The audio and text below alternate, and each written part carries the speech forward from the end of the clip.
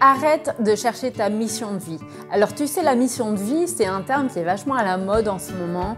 On en entend parler quand même depuis quelques années, comme quoi il faudrait absolument trouver ce pourquoi on est fait pour pouvoir s'épanouir dans la vie.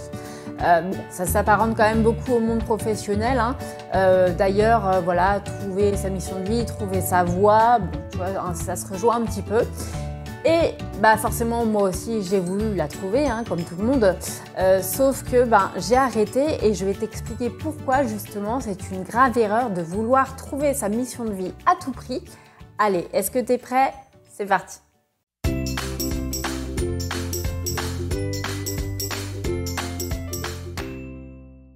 Trouver sa mission de vie, c'est pas si facile que ça en réalité. Alors oui, bien sûr, tu as des outils qui t'aident à la trouver, on va dire. Tu sais, tu as le concept japonais de l'ikigai, je ne sais pas si tu en as déjà entendu parler, mais en gros, c'est un exercice qui relie 4 piliers. Qu'est-ce que j'aime faire? De quoi le monde a besoin?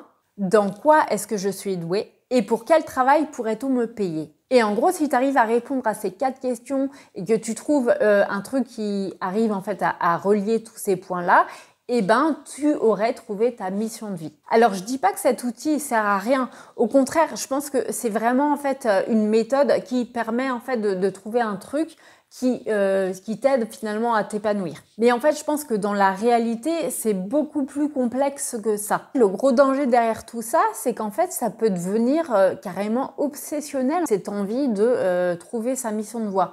Parce que toi, imagine donc là, toi, tu n'es pas heureux dans ton travail, tu n'aimes pas ce que tu fais, et on te parle de cette fameuse mission de vie, tu vas avoir envie de la chercher et ça va te rendre complètement malade. Parce que là encore, il suffit pas de se poser sur une chaise au calme avec une feuille et un stylo et de faire son cercle ikigai et de réfléchir. C'est pas comme ça en quelques heures que tu vas la trouver, ta mission de vie. Alors ok, tu vas certainement trouver des pistes, des bonnes idées, mais pour moi, c'est pas ça la solution. Et le truc, c'est qu'en fait, ça te crée énormément de frustration, en fait, de pas réussir à la trouver.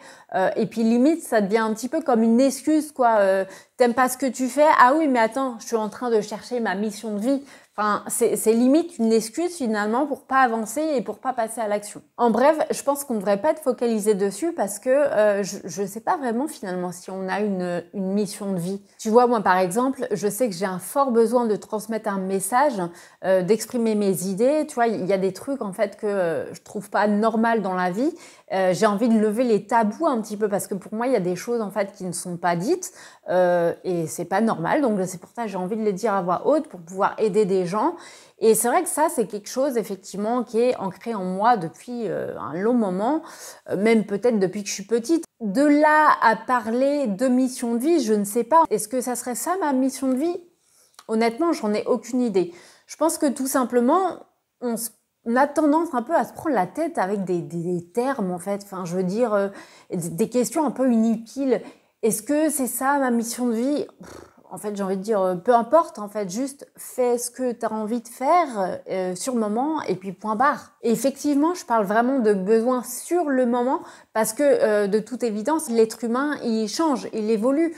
Donc pour moi, c'est normal qu'à un moment donné, tu aies envie de faire quelque chose et que quelques années après, que tu aies envie d'autre chose, c'est tout à fait normal. Donc oui, là, à l'heure actuelle, j'ai envie de transmettre un message, de lever les tabous, mais qui me dit que dans 10 ans, dans 20 ans, j'aurai encore envie de faire ça? Ça se trouve, ça aura complètement changé. Et ça voudrait dire quoi alors? Ça veut dire qu'en fait, je me serais trompée sur ma mission de vie? Non, ça n'a aucun sens en fait de se prendre la tête comme ça. Et c'est vrai que sur le plan professionnel, pour moi, faut vraiment pas hésiter finalement à passer à l'action, à tester des choses et apprendre un petit peu aussi à mieux se connaître. Donc ça passe bien sûr par l'introspection, effectivement, la réflexion, tout ça, sur soi, sur sa personnalité, mais aussi le passage à l'action. Pour moi, voilà, c'est vraiment un combo des deux, mais c'est impossible, tu ne peux pas savoir si t'aimes quelque chose ou si t'aimes pas, si tu ne testes pas. Donc pour finir, moi je pense que c'est vraiment essentiel finalement de faire le point dans sa vie tous les 5 ans, admettons. Voilà, tu fais le point pour analyser un petit peu ta vie, donc pas que professionnelle, hein, ça peut être vraiment toutes les sphères de ta vie, et voir du coup si tu es toujours en accord avec ça, et rectifier le tir hein, s'il y a besoin. D'ailleurs, je t'ai préparé un outil excellent pour ça, pour justement faire le point dans toutes les sphères de sa vie. Ça s'appelle la roue de la vie. Et c'est un outil que tu pourras retrouver si tu télécharges mon bonus. Donc c'est es-tu fait pour entreprendre ou non? C'est un autodiagnostic. Et à ce moment-là, je t'envoie en fait un email par jour pendant 7 jours où tu pourras faire le point. Il y a un outil différent à chaque fois. Donc je te mets le lien dans la description. Et moi, je te retrouve très vite pour une prochaine vidéo et je te dis bonne journée, bonne soirée et à bientôt. Ciao!